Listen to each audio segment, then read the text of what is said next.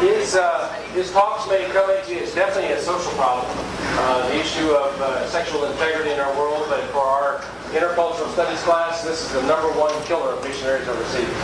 Is the issue of a lack of sexual integrity.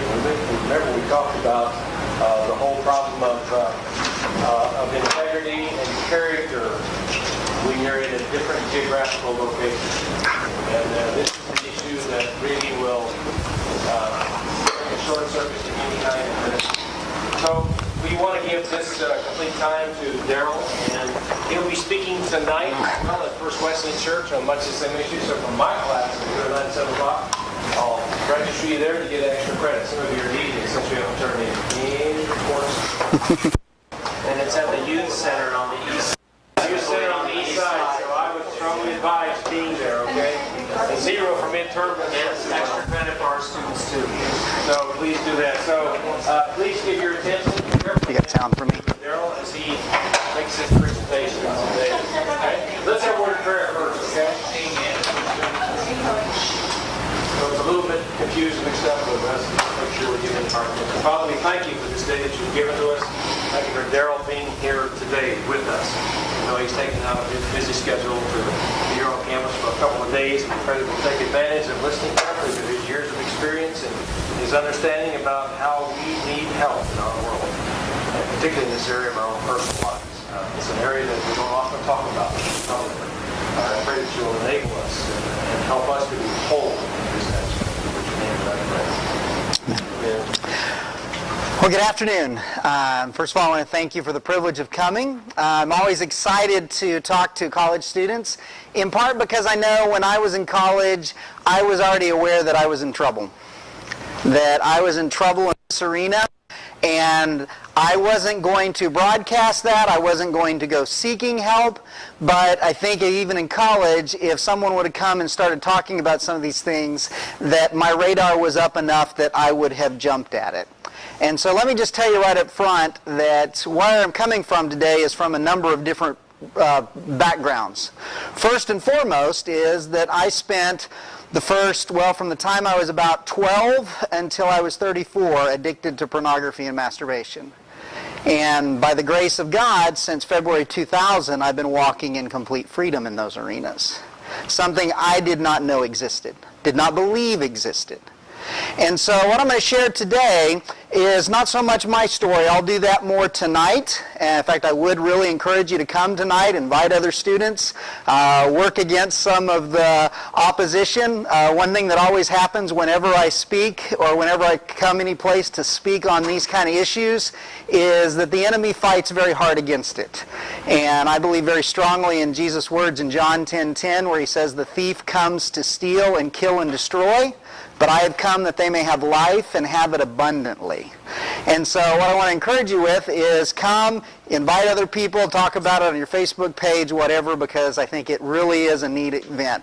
And the first thing I want to do is kind of promotion of that is to let you know that it's not going to be the horribles, talking about the horrible nature of pornography and that stuff. Really, my focus is going to be on what God designed in the first place, on divine sex, on getting the most out of your sexuality. But anyway, what I wanted to do for this class time is I really want us to be somewhat interactive. I'm going to share some stuff right up front. There was an article July 18th in Newsweek magazine called "The John Next Door." And it's a really fascinating and difficult article in many ways.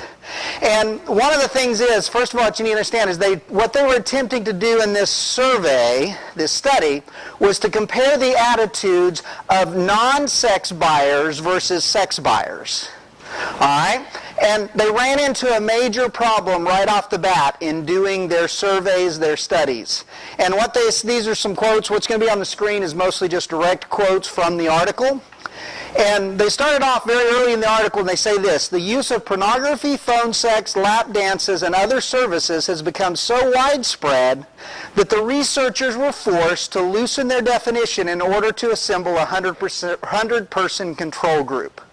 Okay, what you need to understand about that is they started off trying to find 100 individuals, 100 men who don't use pornography, don't go to strip clubs, don't buy prostitutes. And they couldn't find them. So they loosened their definition to this part. Well, let me just go ahead and continue reading. He said, we had a big trouble finding non-users, Farley said. We finally had to settle on a definition of non-sex buyers as men who have not been to a strip club more than 2 times in the past year, have not purchased a lap dance, have not used pornography more than 1 time in the last month, and have not purchased phone sex or the services of a sex worker, escort, erotic masseuse, or prostitute. All right? What that tells me is that they couldn't find enough men who weren't looking at pornography on a regular basis. All right? That matches what I have found over and over. My ministry now, well, twofold ministry. I'm a pastor of a small church, and I run a recovery ministry for men and for couples who are dealing with pornography and sexual addictions. And so over the last 10 years or so, I've worked with hundreds of couples and individuals trying to fight and claw their way out of this struggle. And what I find whenever I talk with churches, whenever I talk with individuals, is that this is a struggle that is eating individuals alive from the inside out.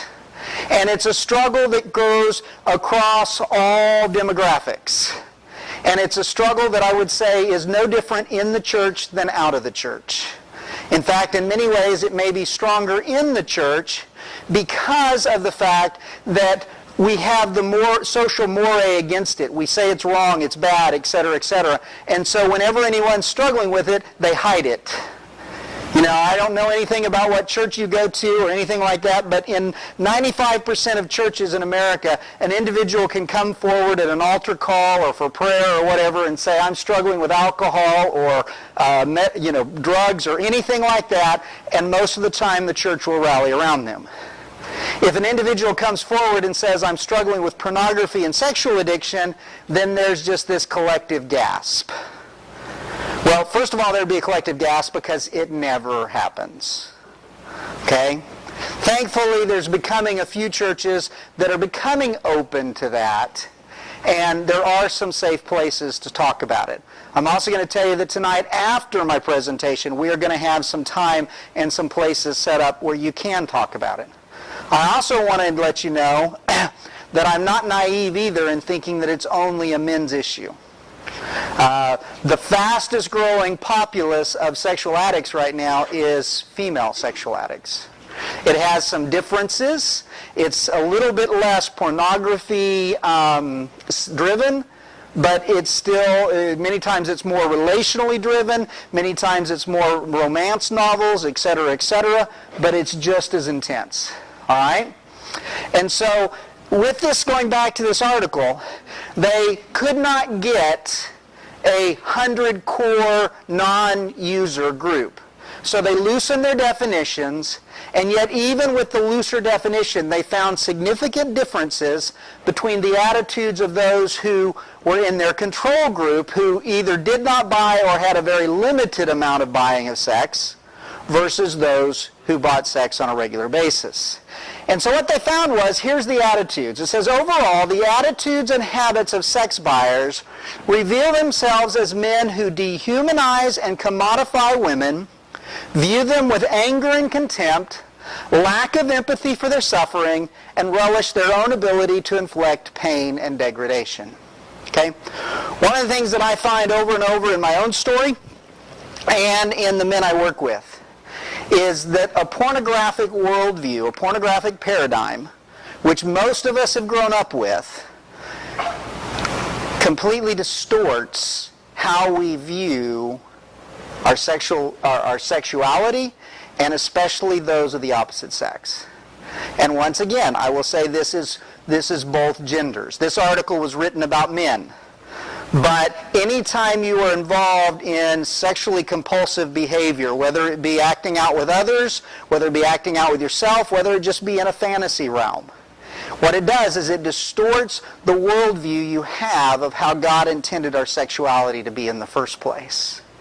All right? And what it does is it leaves us in places where sex becomes just about me.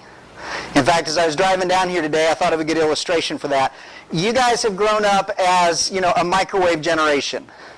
And what I mean by that is, if you're hungry, let's face it, you can get something to eat in 2 minutes because anything can be warmed up that quickly.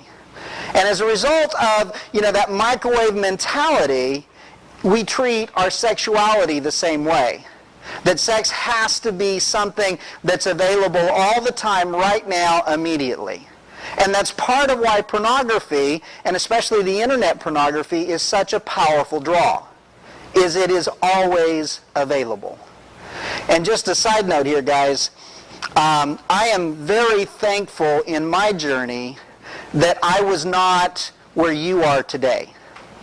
And what I mean by that is that my struggle with pornography in college and stuff was magazines, it was an occasional video store, but there was huge risks and it was a lot more difficult to come by. If I had had high-speed internet when I was 19, 20 years old, I cannot imagine the places that I would have gone with it. And so I tell you that right up front just from a compassion standpoint. You have grown up with access in your homes to movie channels, to the internet, to all sorts of sexual stimuli that, just to be real honest with you, your brains were not ready for yet. Okay? It is a powerful chemical process in the brain that I'll talk more about tonight. But what I want us to do this afternoon, it feels like morning for some reason, but what I want us to do this afternoon is I want us to take a few minutes and look at some of the stories behind the sexual trafficking and pornography industry. And the first one is, there's an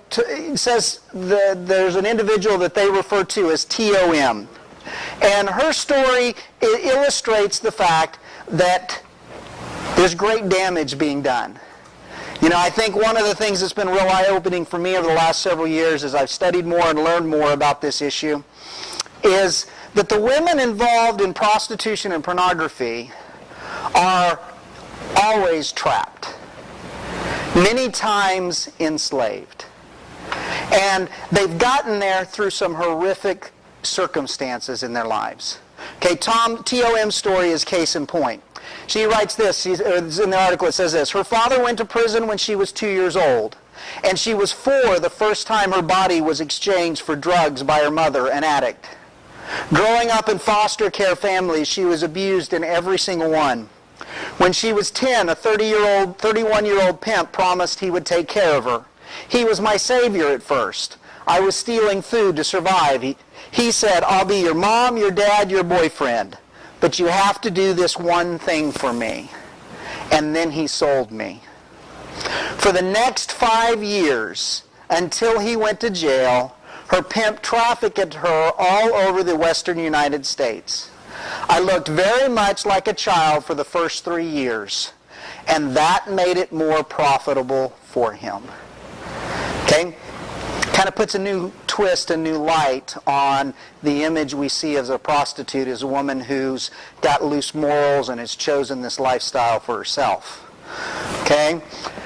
The article goes on and talks about some very common lies about prostitution and trafficking. It says, "We've heard from, quote, happy hookers. We saw the movie Pretty Woman, and the whole country was being fed a pack of lies about prostitution, and sex trafficking was invisible," says Dorschen Leidholt, co-founder of CATW. I think that's Citizens Against Trafficking of Women. Okay? There is a growing recognition that this is pervasive, that it's enslavement, and that we've got to do something about it. Okay? It's not just something that women do to make money, it's survival. It's under great threats. It is a life of entrapment. And it's an issue about protecting women. And they talk about this very well too. It says, the system has been set up to blame women for the violence men perpetrate. And this has been seen as a women's issue, so it's easy for men to not get involved. But men's silence about the violence men perpetrate is as much of a problem as the violence itself, Bunch says. Men feed the demand, and men have to eradicate the demand. Okay, guys? This is a real important issue. I believe that your generation, God is calling you to stand up and to fight for the hearts of women. And one of those ways that you fight for them is standing up and saying, this is wrong. It's not just fun. It's not just a guy thing. And it's not just something that I will allow myself to indulge in. All right? Well, this is talking primarily about trafficking and about pornography, and it's pretty, about prostitution, and it's pretty easy for us to see how destructive that is. But when you start getting to pornography, then it seems different. It seems like it is not as bad, not as destructive. You know, how many times have you heard people talk about pornography in the sense of, well, it's victimless. Nobody really gets hurt in it. It's just fantasy. It's just images. There's no real people involved. All right? Well, that is, I believe, a lie from the pit of hell. And what I want us to spend the rest of our time on this afternoon is just looking at some of the victims of pornography. Because I think when we look at the victims of pornography, it puts a whole new face and a whole new reason why I need to stay completely away from this. Some of you may be saying, well, I don't have anything to do with this. Want to bet? And what I mean by that is, I hardly ever spent any money on my pornography addiction. There were a couple times, just a few times when I bought something, but what I did do was I went to websites. And what I now understand is the way that websites make their money. Yes, there are the websites who sell subscriptions and that sort of stuff. But the reality is most websites make their money on advertising, and they get paid on advertising by two things. They get paid by impressions and by click-throughs. And what that means is that every single time you pull up a web page that has an ad on it, if you just pulling up that web page and having that ad on the screen sends money to the person of that website. If you click on that ad, it sends more money. So that lie that says, if I don't buy anything, I'm not supporting this industry, it's just that. It's a lie. Because just as you're supporting the industry, whenever you watch a football game and you see the commercials, because the people selling the commercials are paying the industry, same thing is true on any website. But the victims of pornography that I want to talk about, first of all, I want to talk about the damage that it does to wives. When I first started leading groups and working with men wrestling with pornography issues, to be honest with you, there was a sense in which it was fairly easy. I would have 8 to 10 guys meet in my building a couple times a week, and we would be cheerleaders for one another. And when a guy had stumbled or had problems, we would say, we would pick him up and, hey, we know how hard it is and everything, etc. And then about 2 years into my doing this, my wife started a group for the wives of the men. And as a result of that, I started doing a lot more couples counseling and a lot more conversations with my wife about what the wives were going through. And then my eyes really began to be open to the carnage. You see, in the Sermon on the Mount, Jesus says that if a man looks at a woman with lust in his heart, if a man looks at a woman lustfully, he's committed adultery in his heart. And I've looked at that statement many times. When I was in my mess, it was a very difficult passage for me to even think about.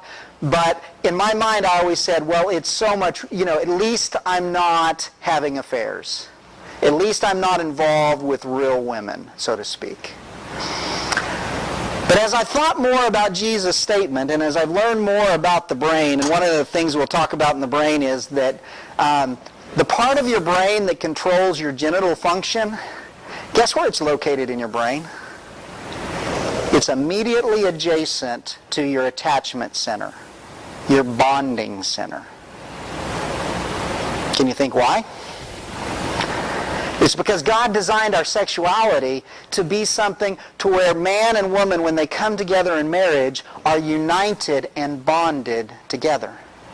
That's why the marriage relationship becomes your primary attachment.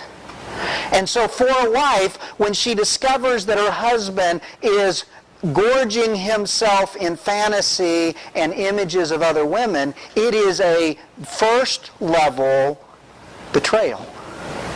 And it's excruciatingly painful. This was probably best illustrated by a couple I was working with a number of years ago.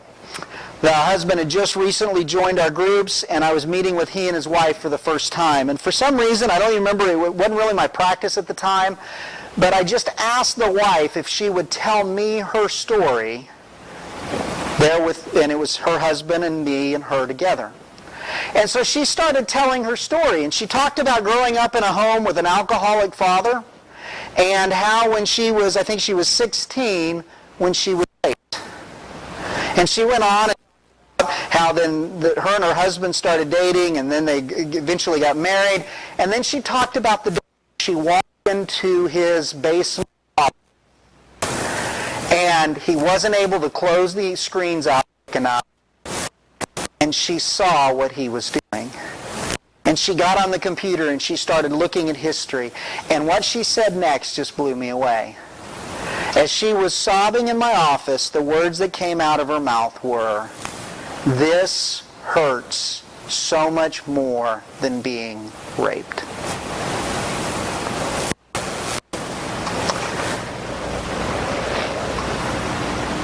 That statement broke me that day. Thankfully, it also broke her husband. And I know there's a lot of factors involved with that. Some of the factors even involved her rape hadn't been fully processed. But here, guys, here's a reality you need to understand. Pornography, lust, sexual addiction issues are brutal to a wife's heart. Now, most of you are sitting here saying, well, I'm not married yet. Exactly. And that's why I'm thrilled to talk to you. Because I can't tell you how I wish that I could have dealt with this issue before I married my wife. Because I realized in my recovery process, I did brutal damage to my wife. I did brutal damage to her because of my neglect, because of the fog that we talk about in our group. A lot of times we talk about when you're acting out in the addiction, it leaves you in a fog. You're kind of oblivious of everything. And that's how I lived my life until I started recovery when I was 34. I got married when I was 21. I did 13 years of damage to the woman I loved the most. Another way that it damages wives greatly is in the area of just the paradigm of how we see our sexuality.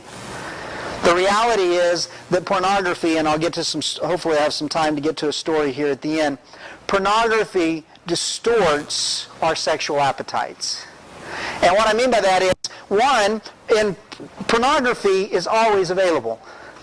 Probably 30 in here have laptops right now. You have access to pornography 24/7, 365 days a year. It is always accessible, always available. And even if you don't have a laptop with you, even if you don't have, quote, pornography at hand, if you've ever accessed pornography, guess what? You have pornography available. Why? Because the human brain is the greatest hard drive ever been created. There is nothing that ever enters your brain that your brain ever really lets go of. In fact, even right now, and I always have to be careful as I tell this story, because I don't want to access them, but even right now, if I chose to, I could go back and access images I looked at in junior high. Because sexual imagery is very powerful, and it burns on the hard drive of our brains in ways that it's always accessible. And so as a result of that, what happens is that when you don't deal honestly with a biblical and God paradigm of our sexuality, you develop a microwave paradigm of sexuality that says, I should have sex whenever I want it.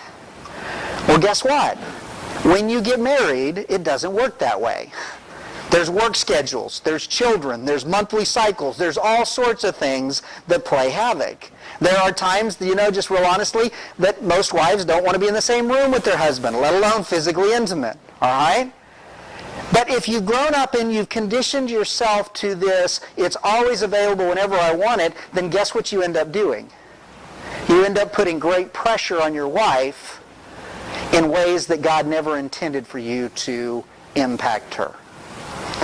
On the flip side, there's also a number of men that I work with who neglect their wife physically and sexually because they're so involved in pornography and the fantasy and they're so wrapped up in the terror of moving toward their wife that they never initiate. They never move toward her sexually because they're having all their needs met through their pornography and their sexual addiction.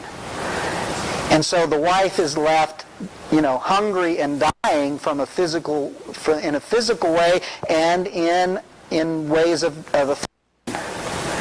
And so whichever extreme you end up falling on, what it does is it puts great damage on the wives.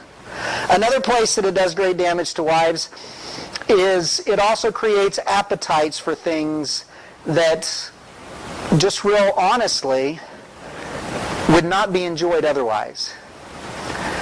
One inherent thing about addiction is that any addiction has, my mind's pulling a blank on the term I want for that right now, but every addiction has to be progressive. What I mean by that is, anybody ever know anybody in high school or theoretically in college who was addicted to drugs? That requires a little acknowledgement, okay? Okay? The reality is, when you're in when somebody's in junior high and the first time they take a couple drags on a joint, it sends them spiraling, right? Well, what happens after they have, been smoking pot every day for a year? What does the first couple drags on a joint do? Nothing. And it helped me remember the term I was looking for. The term is tolerance. You see, our brain develops tolerance. And what tolerance does is tolerance says, in order for me to get as big of a hit as that feeling of high, that feeling of excitement or pleasure or whatever, I have to have more today than I did yesterday. That's why the junior high kid who takes 2 puffs on marijuana and thinks, wow, this is the most intense thing I've ever experienced, a year later has to smoke several joints before he has the same impact. Same thing's true with artificial sex. Okay, and there's a real important distinction here, and I'll talk about more of this tonight. But when I talk about the destructive aspects of pornography and sexual addiction, what you need to understand is it's a whole different realm when it's real. It's a completely different realm when it's real with your wife in a relationship in the way that God designed. And it's amazing the differences that God has created within us for that in our brain. Okay? But one of the things that pornography does and why it's so damaging to wives is pornographers know that they have to keep pushing the envelope. And that's why as you go down the lane on the internet, what you will find is you will continue to find continually harder and more destructive forms of sexuality as you explore that realm in pornography. And the reason is because what satisfied yesterday isn't enough today. And so the pornographers know that, and so they're always pushing the limits. And as a result of that, I can't tell you how many times, just recently, just last week, in fact, in my office, I had a couple that's in our ministry, they're working on stuff, and the husband's kind of in and out and not doing well one week and not doing well another week. And he was in that frustrated place, and he was saying, well, I just don't understand why she has to be so uptight about sex and why she isn't open to exploring some things that I want to do. And I just looked at him and I said, because what you're wanting her to be is a porn star. She's not a porn star. She's your wife. And the reality is, the porn stars themselves don't enjoy it. It's called acting.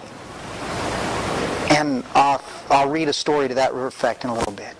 It does great damage to wives. But a second victim of pornography that I want us to see that's often overlooked is children. And yes, that does include children involved in child pornography, obviously. But But actually what I'm talking about is the damage it's done to you and to children all over our world today. And what I mean by that is, when you are wrapped up in pornography, when a parent is wrapped up in a pornographic worldview, they are incapable of meeting the emotional and relational needs of their children. Some of you know that firsthand because you have a parent, or maybe both parents, who are off the deep end in this arena.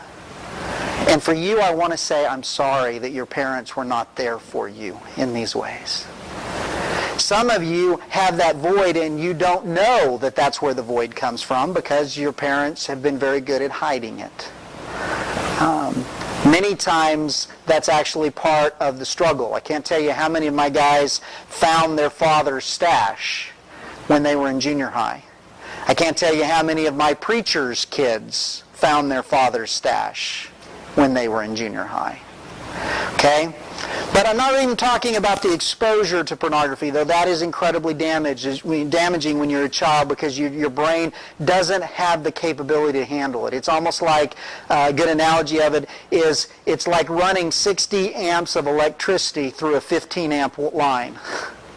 That's why we have circuit breakers in our house. But the reality is, God created sexuality to be such a powerful, beautiful thing between husband and wife that it's more than we can handle on the limited basis of where our brains are when we're 12, 13, 10, 9, whatever age you're first exposed to it. But the bigger damage I want to talk about with children is just the fog that it leaves us in. One of my guys described this quite well recently. He was confessing the time that he put his daughter to bed about 30 minutes early. His wife was gone to a women's thing at church, and so he put his 2-year-old daughter in her crib about 30 minutes earlier than normal. Why? Because he was anxious to get to the computer to start acting out. And he talks about how for the next hour and a half, his daughter cried, screamed, threw things, pitched a fit, and how he kept responding by going into her room and getting more angry with her because she was not going to sleep. And the reality was, she just wanted to be with her dad. But because he was so caught up in the fog of his addiction, he couldn't sit on the floor and play with her or read books to her or do the connecting time that was such a precious father and daughter time at that point. And that happens all the time. I remember it was shortly after I was coming out of my addiction, maybe a year or so out of my addiction. I was sitting on our back stoop watching my wife and 2 kids in the backyard. And they were just playing. And I remember sitting there thinking, I wish I could do that. Because I watched them and they were having so much fun, and yet the thought of me going out and joining them just felt like it would mean nothing to me. What I found is, the further and further I've gotten out of my addiction and the more healing and recovery I've had, the more easy it is for me to step into those places and generally enjoy them. And do you know what a child needs more from their parent than anything else? Is just to experience their delight. For a child just to experience the delight of a parent, a grandparent, an adult in their world that just loves them and takes a joy in them just because they are. And when you're wrapped up in sexual addiction, it's impossible to share that with others. And so I know there's a lot of hurt in this room. And what I want to encourage you with is to take that hurt to God. Because what Satan wants to do is he wants to take that hurt you have and he wants to send you down the same path. Or maybe an opposite path. There's been a number of interesting studies alcoholism, and it applies with all addiction, I believe, where alcoholism so often skips a generation. Grandpa's an alcoholic, the teetotaler, grandson's alcoholic. You know why? Because the son said, I see the damage of alcohol and I'm not having anything to do with it, but he doesn't do his own healing work.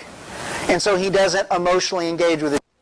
And his children who've not seen the damages firsthand find how easy alcohol is to numb the pain. Exact same thing's true sexually. In fact, sex is a much more powerful numbing agent than drugs and alcohol. In fact, one of the things that I've had numerous men that I've helped walk out of recovery who were also at times addicted to cocaine, methamphetamines, other things like that. And I've had several of them just verbatim quotes say, getting out of sexual addiction is so much harder than getting free from cocaine, meth, or whatever they were addicted to. I tell you that just as a way of letting you know the battle is intense and you need to fight for it. Most of you in here one day will have children. And so right now is your opportunity to start dealing with these issues so that when your children arrive, you can be in a better place for them. A third place where victims occur, victims of pornography, is girlfriends. When guys grow up with pornography, which most guys do now, they take that same pressure to their girlfriends. And there is the expectation, there's the demand, there is the understanding.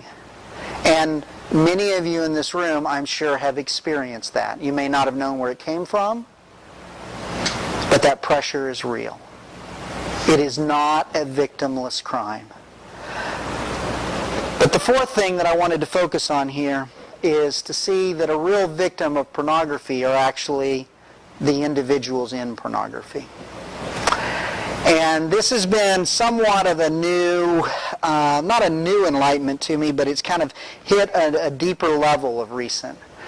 And the last couple weeks, as I've been thinking about coming and what I was going to share with you, I've done some more reading, and there's a website, and I'm kind of a little reluctant to put this up here, but you'll find it anyway. There's a website by Shelley Lubin that she has the stories of former porn stars. Actually, she has a ministry designed where she reaches out to porn stars as a way to try to help them out of the industry, into recovery, into a healing life.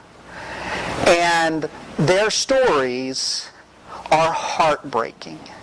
And I want to share one of those stories with you. There's a story on there, I believe, I'm not exactly sure how she pronounces her name, maybe Christinia or Christine with a weird spelling, I'm not sure which. But she says this.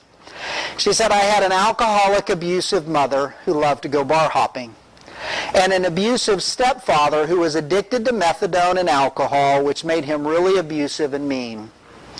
My real father died when I was 12 from heart problems. He was a severe alcoholic.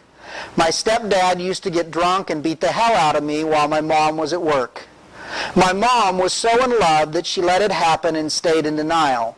He also beat the hell out of her all the time, and I would go to school the next day and act out. They eventually had to put me in, quote, special classes, saying that I had an anger problem. I was sexually abused at 12 by my dad's co-worker in the military. They did nothing. They said it was, quote, my fault.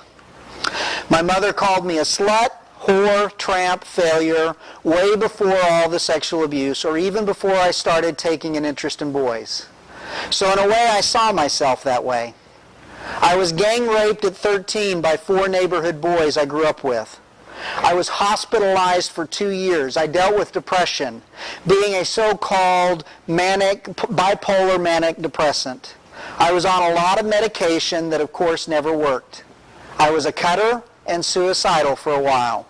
I was hospitalized and put in behavioral centers where I just acted out even more. I was 16 when I decided to get a fake ID and start stripping for fast cash because I was a runaway and needed money to survive. I was then told about Craigslist, an online ad website, right before I turned 17, and I posted an ad for private sessions. I started performing in amateur films at 17 for quite a few different men and companies. I signed my first contract right before I turned 18. And then Shelley asks her the question, so what lies did you tell your fans and clients? She says, I would tell them things like, I was just a struggling college girl to do this to make money. I didn't want them to know how horrible my situation was for fear they would take advantage of that. She then asks, what was it like to make a porn movie? And I know this is kind of intense and I've edited out some of it, but I think it's important that you get a taste of this. She said, at first I thought it would be exciting. Sad, isn't it? I started out just having sex, and then it escalated. Eventually I did dominatrix stuff with submissive men, and I did degrading things to them to violate them. And listen what she says next. Porn was a horrible experience. I wasn't allowed to wipe anything off my face or body until they were done. It was really gross and really degrading as a woman. I had a very low self-esteem, even though people constantly told me how pretty and sexy I was. I developed an eating disorder, which I had to be hospitalized for several times. I am not able to have kids now because of all the physical problems I had. Sometimes I was pounded so hard I bled. My periods were always off key. I caught gonorrhea when I was 18. I never caught anything but from prostituting, but did from doing porn. So what does Christina's story say about the victimless nature of porn? Did she choose that path? I don't think so. It was survival. And yet, anytime you click on a porn website, that's part of what you're supporting. It does incredible damage to the individuals. And going back to the wives and girlfriends part, guys who develop these appetites for these kinds of sexual behaviors that they see in pornography, you're buying a lie. The women over and over who've gotten out of it talk in these terms. Sure, you can read in magazines, you can see interviews on TVs, those who say it's all wonderful. Well, guess what? They're still in it. They're still depending on their survival for that income. Or now they've moved to the next step of they're the ones who are now depending on those under them to provide that kind of money. And it becomes a vicious cycle. But the ones who've gotten out over and over tell stories like this. And it's heartbreaking. But then the last thing I want to talk about from a victim standpoint is the men themselves. The consumers themselves. And I know this one firsthand because that was me. 12 years ago, I was in the mess. And I know the damage that it did to me. I also see day after day as I counsel with individuals and couples the incredible damage it does. And it does damage on many, many fronts. First of all, it's great damage in the loss of relationships. I would say at least half of the men I work with are either separated, divorced, or on their second, third marriage. And many times they don't even realize till they're in recovery what, I've got several men that I've worked with that are in second and third marriages who had no clue that their pornography use played a role in their first marriage demise until they're about 6 months into recovery, and then it just suddenly dawns on them, I wonder if this is why my first wife was so hurt and so angry and so bitter. It does incredible damage to relationships. It does great damage to the relationships in the marriage and children. I have numerous individuals I've worked with who've lost jobs. One of the first men I worked with was a research professor at Kansas University. He came to me because he had been put on suspension, waiting, I forget what they called it, but in essence, waiting trial on campus. And so he started recovery because he was so addicted to looking at pornography that he would look at it in his office, and grad students and others would come by, and someone submitted a hostile workplace claim. And so as a result of that, he was on suspension and eventually lost his job.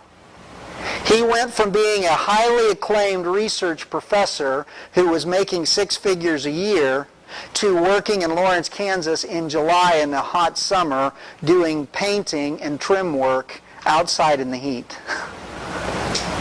Just like that. Why? Because he'd become so addicted to the pornography that even when he knew, he'd been warned over and over. I mean, it's not like they just came in and lowered the boom on him the first time. He had been suspended at least once, I think twice beforehand, before it really came home. You say, well, how does that work? Because it's just like any other drug. And folks, let me just give you a real quick introduction to some of the brain science stuff that is just fascinating and amazing.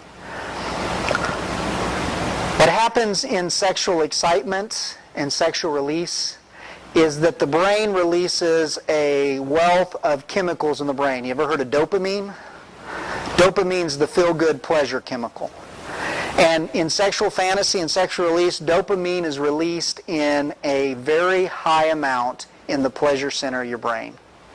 Now, just a real quick side note on that, in a relationship with a real person, the other thing that goes with that is oxytocin. And what happens is dopamine takes the brain right up to the point of instability, and then in the aftermath, the oxytocin works basically as a chemical that brings relationships. Oxytocin is the chemical that's released in a mother's brain when she's nursing a child. It's the bonding chemical. And oxytocin works to help regulate the brain from the high.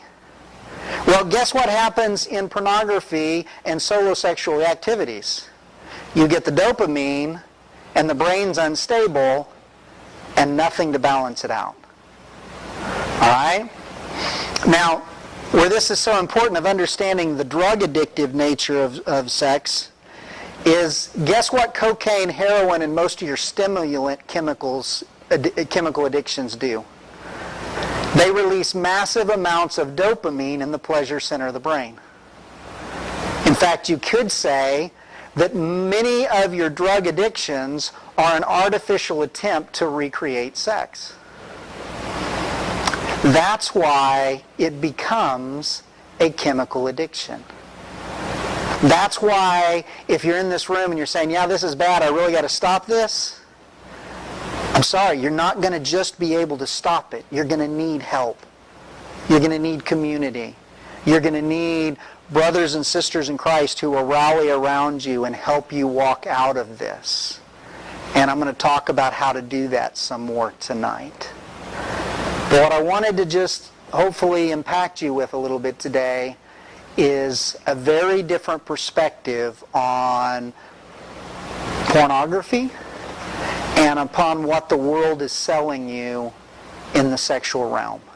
Because what the world is selling you is a bag of goods. It's not real, it's fake, and it does great harm.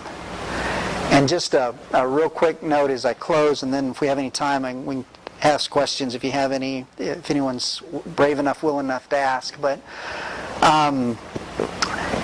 several years ago, one of our couples was struggling with some definitions so that they could set some boundaries and have some clear understanding in some of their relationship.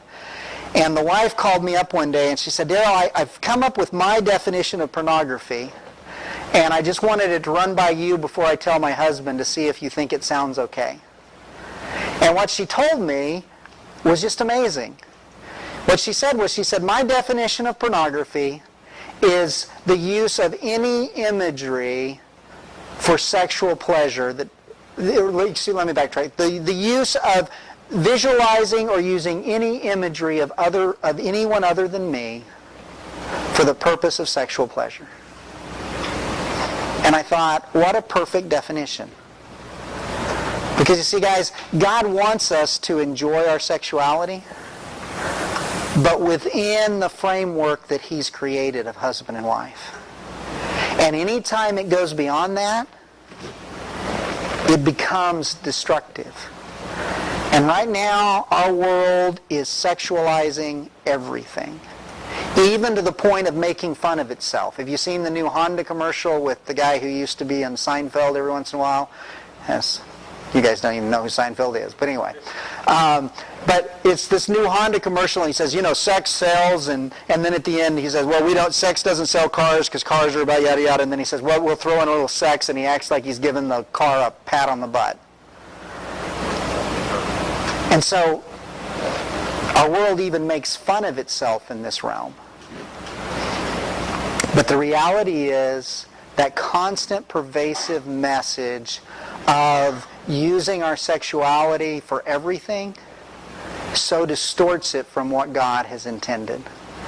And so let me just encourage you, invite you to come over to, where's it at again? First Wesleyan, down the road. Youth Center, 7 o'clock tonight. I'm going to tell you more of my own story and how God walked me out of it. But even more importantly, I will hope to give you an image, a picture of the really incredible thing God has planned for you. So, questions, thoughts? Yeah? You were talking about alcoholism and how addiction raising and stuff. Sometimes. But like genetically, like you'd be more predisposed to be addicted to alcohol. Well, there's a huge argument about nature versus nurture, and one of the things we're really learning about the brain is nurture creates nature. Our brains early in life come very undeveloped, and so they develop so much because of the environment that they grow in. And so I'm certainly not an expert on any genetic stuff, but what I am becoming more and more convinced of is that our nurture, and especially the environment we grow up in initially, has huge ramifications and impact on those kind of things. So, to hook on to that one, if you have young teenagers locating their father's stash, that has huge impact on... Well, it has huge impact on a number of levels. One, just the availability. I have a number of guys who talk about they'd come home from school to an empty house, and they knew where their dad's stash was, so guess where they spent the next 2 hours before anybody else got home. But then on a second level, it becomes a huge wedge, because especially, let's say, the family is a Christian family, and a junior high boy looks up to his dad as the godly leader, and then all of a sudden he finds his dad's stash, well, then there's this huge disillusionment factor. There's also this huge permission factor. Oh, well, if my dad does it, maybe it's not that big a deal. And so it just becomes just a terrible spiral. I know we're about out of time, but any other questions or thoughts? Or Sir, for my info, go ahead. I was just going to say, did you ever have people who were glad they got coffee but they both were trapped because society got made such a taboo? I would say 2/3 of my guys express some sentiment of being glad they got caught. In fact, just a side note here, and ladies, this is real important for you to hear. I have about 1 out of 10 guys come to me on their own accord. What I mean by that is, I have about 1 out of 10 men who come to me because they know they have a problem and they want help. The other 9 come because 8 of them come because their wife drew a line in the sand and said, you get help or you get out of here. And 1 out of 10 comes because his boss told him to get help or get out of here, or else he lost his job. Okay? And the reason I tell you, ladies, that is not because that makes it your responsibility, but I just want to give you permission ahead of time But if 5 years from now, 10 years from now, you discover your husband's porn stash, kick him out of the bedroom until he deals with it. Because you don't want to share your marriage bed with porn stars. And if he's looking at pornography, I promise you that's what's rolling through his brain. He's not with you, he's with the fantasy. And you're not being mean, you're not being vindictive, you're not punishing, you're drawing a boundary that says, I will not allow you to treat me like pornography. And that is a very healthy, good thing to do. So, we're out of time? All right.